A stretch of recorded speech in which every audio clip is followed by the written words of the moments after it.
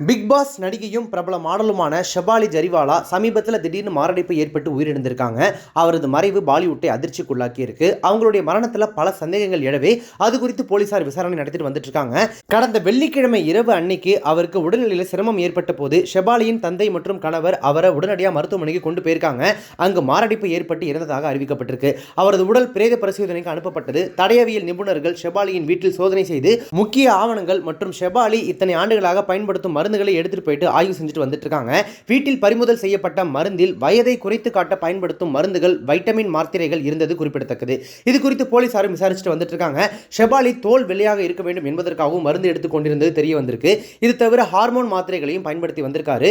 குடும்ப உறுப்பினர்கள், வேலைக்காரர்கள், டாக்டர்கள் என 8 பேரிடம் போலீசார் இதுவரைக்கும் வாக்குமூலம் வாங்கி இருக்காங்க.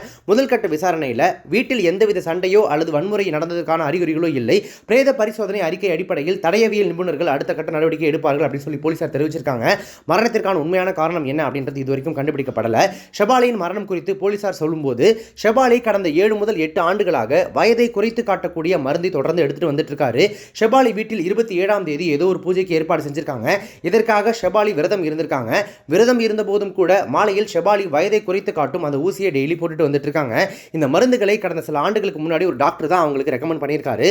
அதிலிருந்து ஒவ்வொரு மாதமும் இந்த மருந்துகளை ஷபாலி எடுத்துட்டு வந்திருக்காங்க. விசாரணையில் இந்த மருந்துகள் தான் ஷபாலியின் மரணத்திற்கு காரணமாக இருக்கலாம் அப்படின்னு கருதப்படுது. பிரேத பரிசோதனை அறிக்கை கிடைத்த பிறகுதான் இது குறித்த விவரம் தெரிய வரும் அப்படின்னு தெரிவிச்சிருக்காங்க. நடிகை ஷபாலி கடந்த 2002ஆம் ஆண்டு காந்தா லகா அப்படின்ற வீடியோ ஆல்பம் வெளியிட்டாங்க. அது பெரிய அளவில் ஹிட் ஆனது. அதனைத் தொடர்ந்து முஜ்சே ஷாதி கரோகி அப்படின்ற படத்தில் சல்மான் கான் கூட சேர்ந்து நடிச்சிருந்தாங்க. அதனைத் தொடர்ந்து நடன நிகழ்ச்சி, ரியாலிட்டி ஷோ, பிக் பாஸ் என அனைத்து துறைகளிலும் ஷபாலி தடம் பதிச்சாங்க. 2021ஆம் ஆண்டு பிக் பாஸ்ல பங்கெடுத்துக்கிட்ட சித்தார்த் சுக்லா என்பவரும் இதே போல மாரடைப்பு ஏற்பட்டு இறந்து போனார் அப்படின்றது குறிப்பிடத்தக்கது.